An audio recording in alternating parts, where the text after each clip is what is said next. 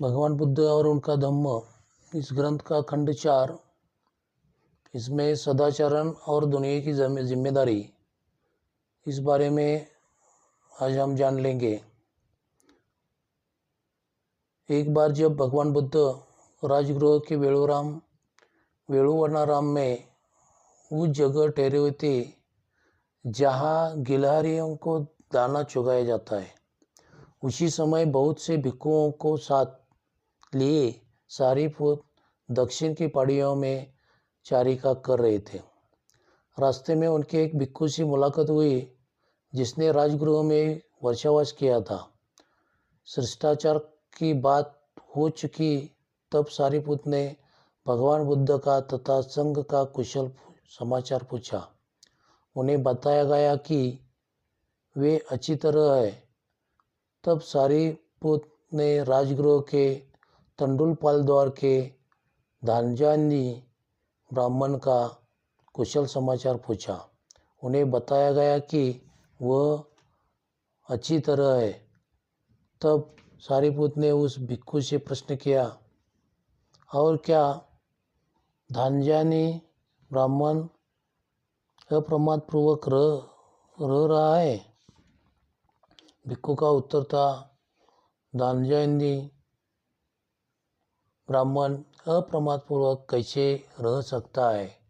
वह ब्राह्मणों और गृहपतियों को मुंडन के लिए राजा का उपयोग करता है और राजा को मुंडन के लिए ब्राह्मण और गृहपतियों का उपयोग करता है।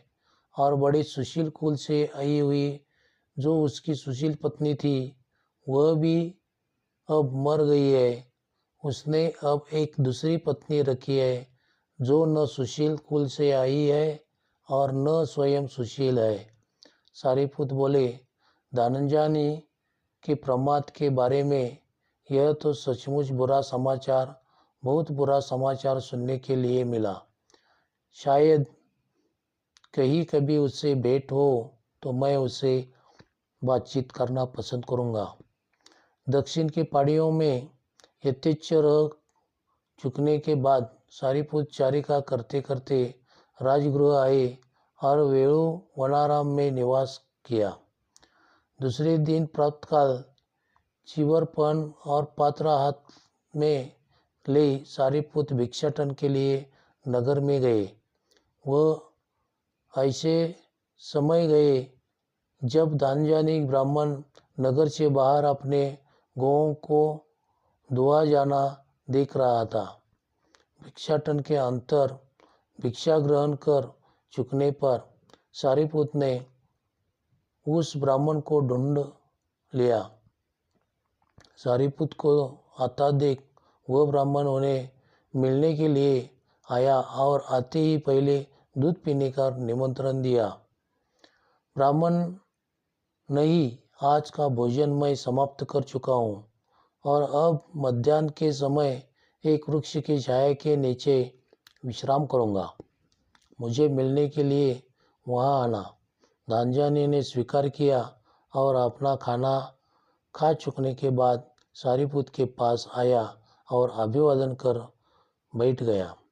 सारीपुत ने ही बातचीत आरंभ की। धानजानी, क्या मैं विश्वास करूं कि तुम पहले जैसे ही अप्रमादी तथा सदाचरण की चिंता करने वाले हो? यह कैसे हो सकता है जब अपने खाने पीने की चिंता करने के अतिरिक्त मुझे अपने माता पिता का पालन करना पड़ता है, अपनी पत्नी और परिवार का पोषण करना पड़ता है, अपने दासों और नौकर चाकरों का खाना देना पड़ता है, अपने परिचितों, मित्रों, रिश्तेदारों और अतिथियों का आतिथ्य करना पड़ता है, अपने मृत पितरों का श्राद्ध भी करना पड़ता है, देवताओं को भी बलि देना पड़ती है और राजा को भी कर चुकना पड़ता है। धानजानी, तुम क्या सोचते हो? मान लो कि एक आदमी ने अपने माता पिता के कारण न्याय और औचित्य का मार्ग छोड़ दिया है और वह पकड़ा जा रहा है तो क्या इसे कोई लाभ होगा? यदि वह कहे कि उसने अपने माता पिता के लिए न्याय और औचित्य के पद का त्याग कर दिया था और इसलिए उसने पकड़ा जाए। नहीं, सब प्रार्थनाओं के बावजूद जेलर उसे जेल में डाल देगा। क्या इसे कोई लाभ होगा? यदि वह स्वयं कहे अथवा उसकी पत्नी और परिवार के सदस्य कहे कि उसने उनकी खातिर न्याय और औचित्य का पद त्याग किया था। नहीं, क्या उससे कोई लाभ होगा कि यदि उसके दास या दूसरे नौकर चाकर की वकालत करे? बिल्कुल नहीं। अथवा उसके मित्रों और परिचितों ने उसकी वकालत की? बिल्कुल नहीं। अथवा उसके रिश्तेदारों और अतिथियों ने उसकी वकालत की? बिल्कुल नहीं। अथवा उसके मृत पितरों ने उसकी वकालत की कि इसने देवताओं को बलि देने के लिए, राजा को कर देने के लिए न्याय और औचित्य के मार्ग का त्याग किया था? बिल्कुल नहीं। अथवा उसे कोई लाभ होगा यदि या तो वह स्वयं कहे या उसकी और से दूसरे कहे कि इसने अपने खाने पीने के लिए न्याय और औचित्य का मार्ग छोड़ा है? नहीं। दानजानी, बताओ तुम क्या सोचते हो? दोनों में से कौन अच्छा आदमी है? क्या वह जो अपने माता पिता के लिए न्याय और औचित्य का पद त्याग देता है, अथवा वह जो उनकी चिंता न कर न्याय और औचित्य के पद को नहीं त्यागता? दानजानी का उत्तर था दूसरा, क्योंकि न्याय और औचित्य के पद को त्यागने से न्याय और औचित्य के पद का न त्यागना अच्छा है। और फिर दानजानी दूसरे रास्ते है जिनसे बिना न्याय और औचित्य का त्याग किए बिना कुमार्ग पर चले वह अपने माता पिता का पालन कर सकता है।